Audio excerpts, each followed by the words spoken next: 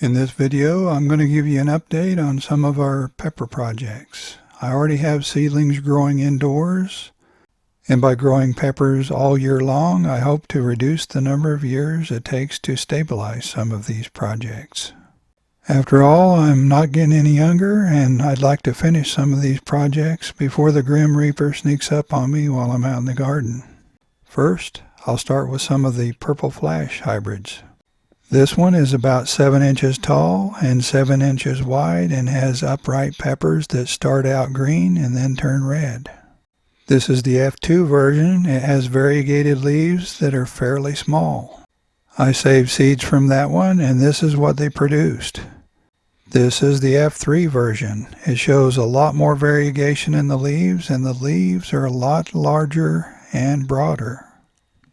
They're just now starting to form flower buds, so I won't know what the peppers look like for a little while, but I'm hoping they'll be upright like in the F2s. I really like this one because of how attractive it is even before the peppers come.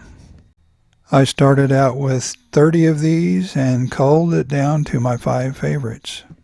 This F2 is a full sibling of the F2 with the variegated leaves. It's about 8 inches tall and about 14 inches wide. It has very dark purple leaves and purple peppers that eventually change to orange and then a very light peachy colored orange. Here's a closer look at some of the peppers. They start out very dark and then gradually lighten. I saved peppers from that plant, and here's what they produced. This is the F3 version, and there's quite a bit of variability. There's some really dark ones that have no variegation, and then there's some with variegation that have bright purple spots on them, and then some are lighter green without much darkening. There's just a lot of different ways I could go with this one. I started with 30 of these, and I hope to cull it down to about 6 eventually. This F2 is a sibling of the other F2s. It's about 4.5 to 5 inches tall and about 8 inches wide at its widest point. As you can see, this one has variegated leaves that turn dark as it ages. I saved seeds from it, and this is what they produced. These are the F3s that I'm working with right now. I started with 30 of these also, and this is what I've culled it down to so far.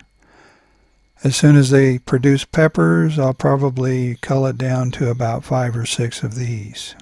I still have plenty of seeds from the F2, so I can always go back and plant again if I want to. Now I'm going to move on to the black pearl hybrids. This one's about 14 or 15 inches tall, and it's also about 14 or 15 inches wide, and has upright peppers that start very dark, almost black, and then turn red as they ripen. This is earlier in the year when it was at its prettiest. They look like little red Christmas tree lights.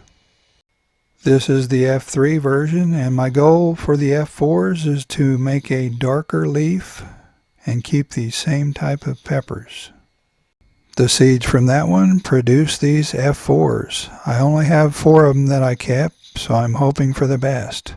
I have 2 that are very dark and 2 that are very light, and one of the light ones actually has a pepper on it already, and it looks like it's going to be upright and a little bit thinner. The flower buds on the dark ones are just now starting to form, and like with the others, if I want to, I can go back and plant again. Here's the other F3 black pearl hybrid, and it has very dark leaves and has peppers that are thin and hang down. I really like this one a lot, and I'm hoping to keep something similar from the next generation. It was much later than some of the other peppers, so I was a little bit late in harvesting some seeds and planting them.